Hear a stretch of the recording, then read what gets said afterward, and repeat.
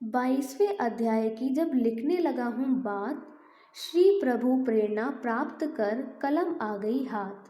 नमस्कार, आप सबका हमारे चैनल डिवाइन विजन पर स्वागत है। आज हम सुनने जा रहे हैं कार्तिक मास की पावन कथा का अध्याय 22वां। चलिए शुरू करते हैं। राजा पृथु ने नारद जी से पूछा, हे देवर्षि, कृपया आप अब मुझे यह बताइए कि वृंदा को मोहित करके विष्णु जी ने क्या किया और फिर वह कहाँ गए।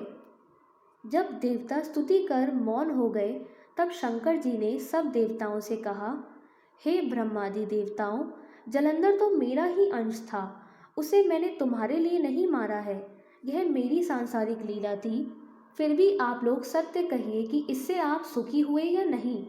तब ब्रह्मादि देवताओं के नेत्र हर्ष से खिल गए और उन्होंने शिव जी को प्रणाम कर विष्णु जी का वह सब वृत्तांत कह सुनाया जो उन्होंने बड़े प्रयत्न से वृंदा को मोहित किया था तथा वह अग्नि में प्रवेश कर परम गति को प्राप्त हुई थी।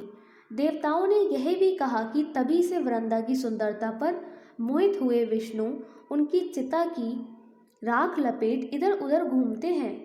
अतः आप उन्हें समझाइए, क्योंकि यह सारा चराचर आपके अधीन है।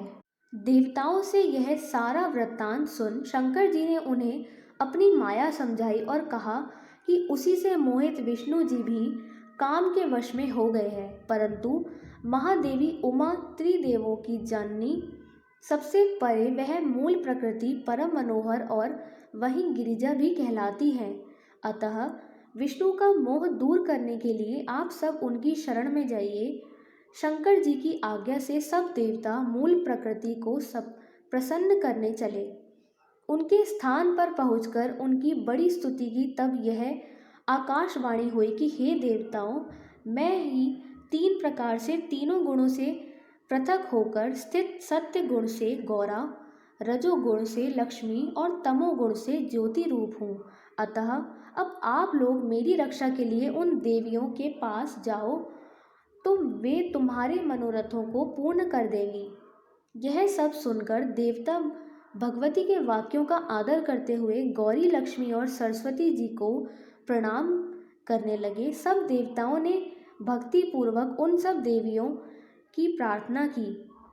उस स्तुति से तीनों देवियों प्रकट हो गईं। सभी देवताओं ने खुश होकर निवेदन किया। तब उन देवियों ने कुछ बीज देकर कहा, इसे ले जाकर बो दो तो तुम्हारे सब कार्य सिद्ध हो जाएंगे।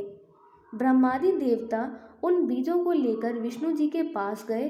वृंदा की चिता भूमि में डाल दिया। उससे धात्री, मालती और तुलसी प्रकट हुई। विधात्री के बीच से धात्री, लक्ष्मी के बीच से मालती और गौरी के बीच से तुलसी प्रकट हुई। विष्णु जी ने ज्योति उन स्त्री रूप वाली वन स्मृतियों को देखा तो वह उठ बैठे।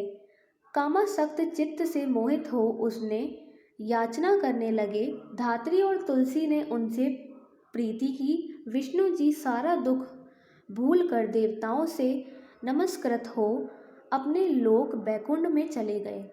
वह पहले की तरह सुखी होकर शंकर जी का स्मरण करने लगे। यह आख्यात शिव जी को भक्ति देने वाला है। यह अध्याय यहीं समाप्त होता है।